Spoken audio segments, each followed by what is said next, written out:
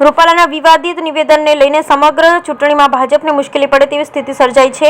લોકસભાની જૂનાગઢની સીટના ઉમેદવાર રાજેશ ચુડાસમા ગીર સોમનાથ જિલ્લાના ઉના અને સૂત્રાપાડા વિસ્તારના ક્ષત્રિય સમાજના વિરોધ હજુ પણ યથાવત રહ્યો છે અને ગ્રામ્ય વિસ્તારમાં રાજપૂત સમાજના લોકો એકત્રિત થયા હતા અને ભાજપ વિરોધની મતદાન માટે શપથ પણ લેવાયા હતા।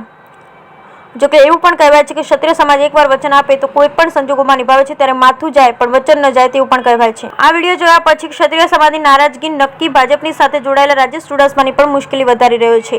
જોકે ભાજપના ડેમેજ કંટ્રોલ દ્વારા રૂપાલાનો વિવાદ સમેટાયો હોવાનું ચિત્ર બતાવવા જઈ રહ્યું છે, ત્યારે આ ક્ષત્રિય સમાજનો વિવાદ જો ઈવીએમ સુધી પહોંચી ગયો તો નક્કી પરિણામ પર પણ વિપરીત અસર પડી શકે છે। હાલ તો જૂનાગઢમાં હીરા જોટવા અને રાજેશ ચુડાસમા વચ્ચે કાંટેકી ટક્કર છે, ત્યારે જોવાનું રહે કે ભાજપનું ડેમેજ કંટ્રોલ કેટલી અંશે કારગત નીવડે છે અને રાજેશ ચુડાસમા માટે કેવું પરિણામ આવશે। હાલ તો મતદાન પૂર્વ જ પુનરાવર્તન કે પરિવર્તન વચ્ચે બરાબરની જંગ જામી છે। બ્યુરો રિપોર્ટ સાગર નિર્મળ, જૂનાગઢ।